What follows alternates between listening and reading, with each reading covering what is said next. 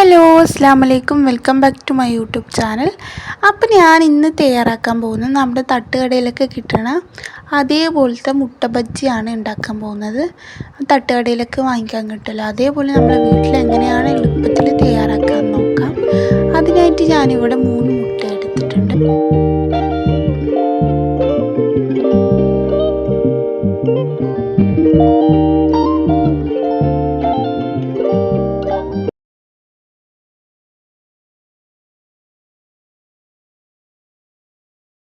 അപ്പോൾ മുട്ടയൊക്കെ നല്ലോണം വെന്ത് വന്നിട്ടുണ്ട്.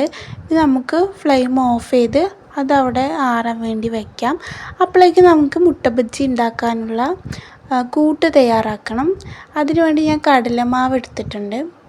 നിങ്ങൾ എത്രയാണോ മുട്ട ബജ്ജി തയ്യാറാക്കണം അതിനനുസരിച്ച് ക്വാണ്ടിറ്റി എടുക്കുക. ഞാൻ ഉണ്ടാക്കുന്നതിനനുസരിച്ചുള്ളതാണ് എടുത്തിട്ടുള്ളത്. പിന്നെ ഒരു 1/2 ടേബിൾ സ്പൂൺ മുളക് പൊടിയും പിന്നെ കുറച്ച് ഉപ്പും പാടെ ഇട്ട് കൊടുക്കുന്നുണ്ട് കേട്ടോ. പിന്നെ ഈ മുട്ട ബജ്ജി നല്ല പൊങ്ങി വരാൻ വേണ്ടി ചിലവർക്ക് സോഡാപ്പൊടിയൊക്കെ ഇട്ട് കൊടുക്കും. നമ്മൾ വീട്ടിലുണ്ടാക്കുമ്പോൾ സോഡാപ്പൊടിയൊന്നും യൂസ് ചെയ്യാത്തതാണ് നല്ലത്. ഹെൽത്തി ആയിട്ട് ഫുഡ് ഉണ്ടാക്കാൻ നോക്കുക. പിന്നെ അതിലോട്ട് നമുക്ക് ആവശ്യത്തിനുള്ള വെള്ളം കുറച്ചായി ഒഴിച്ചു കൊടുത്ത് മിക്സ് ചെയ്തെടുക്കാം. ആ കട്ടകളൊന്നും ഇല്ലാത്ത പോലെ നമുക്ക് നല്ലോണം മിക്സ് ചെയ്തെടുക്കണം. കട്ടകളൊന്നും ഉണ്ടാവാൻ പാടില്ല. കുറച്ച് വെള്ളം ഒഴിച്ചിട്ട് നല്ലോണം മിക്സ് ചെയ്തെടുക്കണം.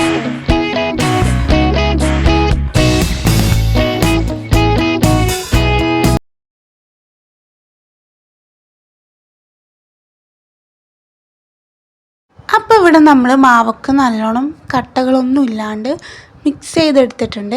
അപ്പോൾ നമ്മൾ മാവ് മിക്സ് ചെയ്യുമ്പോൾ ശ്രദ്ധിക്കേണ്ടത് ഒരുപാട് വെള്ളമായി പോകാനും പാടില്ല, ഒരുപാട് കട്ടിയായും പോകാനും പാടില്ല.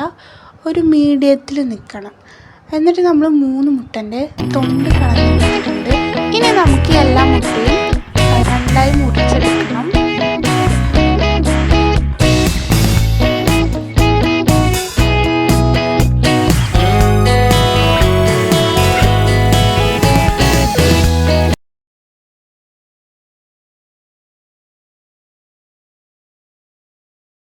ഞാൻ മുട്ട 2ആയി കട്ട് ചെയ്യുന്ന സമയത്ത് മുട്ടൻ്റെ പുറം ഭാഗത്തൊക്കെ വെള്ളം ഉണ്ടായിരുന്നു. അപ്പോൾ വെള്ളമൊന്നും ഉണ്ടാവാൻ പാടില്ല.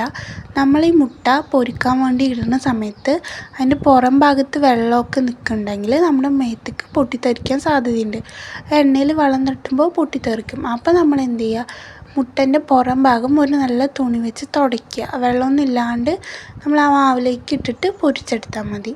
അപ്പം ഞാനിവിടെ എണ്ണയൊക്കെ തുടച്ച് ഡ്രൈ ആക്കിയ ശേഷം ആ മാവിൽ മുക്കി പൊരിച്ചെടുക്കുന്നുണ്ട്.